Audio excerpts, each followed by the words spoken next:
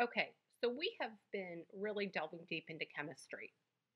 And now, in order to understand a little bit more about the different reactions around us, we need to be able to distinguish between physical and chemical changes and using that to help describe those chemical reactions. Uh, Cornell notes, um, essential question. You guys know the routine. So let's get started. Okay, changes in matter. First of all, we already know that there are several different types of matter. Um, and we have solutions, which are types of mixtures. There's heterogeneous, there's homogeneous. We know a lot of the characteristics of matter. But let's talk about the changes that can take place in matter. They can be described in terms of physical or chemical changes. When we are talking about a physical change, it's a change that we're altering the form or the appearance of a substance. We are not changing what that substance is. Where a change that produces something new, something different, one or more new substances, is a chemical change. And that takes place during a chemical reaction. The substances that we are starting out with in a chemical reaction are called the reactants. What we're ending up with are called the products. And so if we just look at this basic formula over here, the formation of water, what we start out with are hydrogen and oxygen. What we end up with is water, H2O. Now, whenever we are changing from one form to another, we've got to make sure we understand the law of conservation of mass. Matter cannot be created or destroyed in any chemical or physical change. All we are doing is we are rearranging the atoms.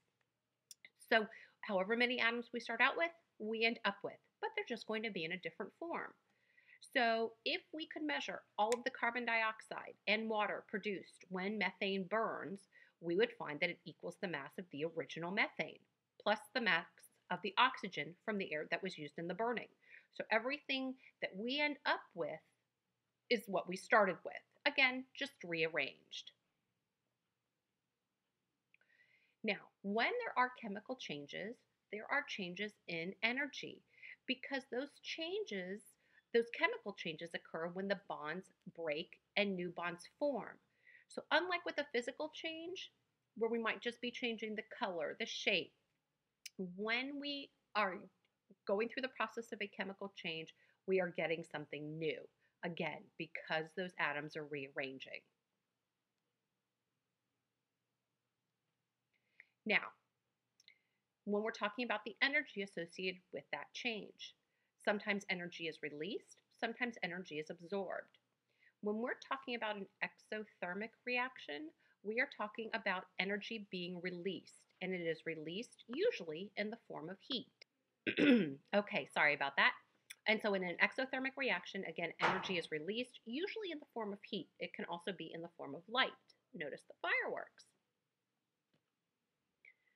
Okay, now the opposite of that, when energy is being absorbed from the area around it, it actually causes the surroundings to become cooler. And you can feel that coolness. That is an endothermic reaction. I know it sounds weird because it's absorbing energy from the area around it, but it does actually feel cool to the touch. Now, there are different ways that we can show that a chemical reaction is taking place. And some of that has to do with observing change in the physical properties of the materials. For instance, forming a precipitate. You saw the formation of a precipitate when we did our milk glue, our curds in our whey. Gas being produced. Maybe you see bubbling taking place. Even though those are physical changes, they are evidence of a chemical reaction taking place. But of course, the only sure evidence, the only 100% way we know for sure whether or not a chemical reaction is taking place is whether or not a new substance has been produced. Okay, so again, we can get the formation of a precipitate, that solid that forms from liquids in a chemical reaction. A gas being produced. So we can see that sometimes as the bubbles. We saw that in the neutralization part of the reaction.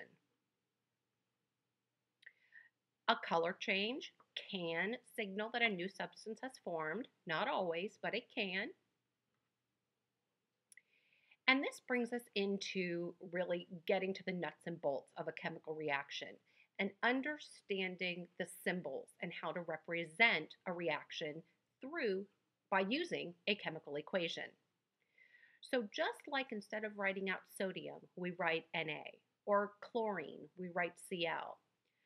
Chemical equations are just shortened versions containing all of the necessary information. We're just using the symbols to summarize the reaction. So we know what formulas do for us. We know formulas represent the elements that are in the compound. They tell us how many of each element we have there. So for instance, carbon dioxide, CO2, we have 1 carbon and 2 oxygens in a molecule of carbon dioxide. But what that chemical equation tells us is the substances we start with, of course we know are our reactants, and how they reform themselves into the end result or the products. And of course, the ratios of that. Reactants are always written on the left, followed by an arrow, which designates yields. And then we have our products written to the right of the arrow. When there are 2 more reactants or products, we just use a plus sign to show that. So here we can see we have hydrogen plus oxygen is yielding water. Now, let's try an equation here. We have nitrogen and hydrogen, and we are ending up with ammonia, NH3. Now, first thing we want to make sure is that we draw the correct number of reactant molecules in the boxes on the right-hand side of the equation. And we can see that if we work this out, we can see that we have 2 nitrogens and 6 hydrogens. Over on the right-hand side, 2 nitrogens and only 2 hydrogens. So how can we make that 6? We can do that by using a coefficient, the coefficient of 3. And again, this is all because of the law of conservation of mass. Okay, so of course, the reason why we want the same number of atoms present in our reactants as we end up with in our products, it all boils or comes back to the law of conservation of mass. And Antoine Lavoisier, he did state that matter cannot be created or destroyed. So we just have to make sure that however many atoms of an element we start out with, we end up with. And so that's why we balance the chemical equations. That's why I looked at back here at the nitrogen and the hydrogen and the ammonia. That's why I looked here to see, okay, how many nitrogens and hydrogens am I starting with? How many am I ending up with?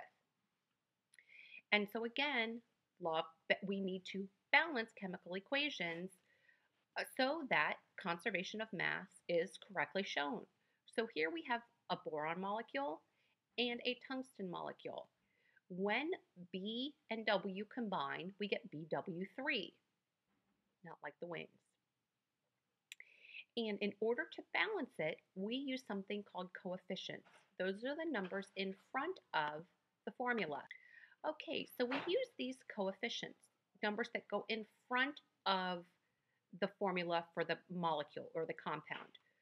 We cannot change subscripts. We do not have control over those. But what we do have control over are how many molecules of boron, how many molecules of tungsten, and then what we end up with, how many molecules of our boron tungstide we end up with. So in order to do this correctly, we want to write the equation. We want to write the correct formulas for both the reactants and the products. So here we just have hydrogen and oxygen producing water. We want to count the number of atoms of each element on each side of the equation. And let's remember, we can't forget that those subscripts are super important. So we have 2 hydrogens and 2 oxygens, and we are ending up with a molecule that has 2 hydrogens and 1 oxygen.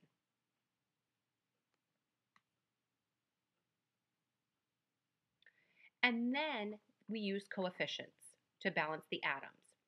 The coefficient is the number that we can put in front of the formula in the equation, and that number affects everything in the molecule. And so we're essentially multiplying by it. And that tells us how much of that whole molecule we have.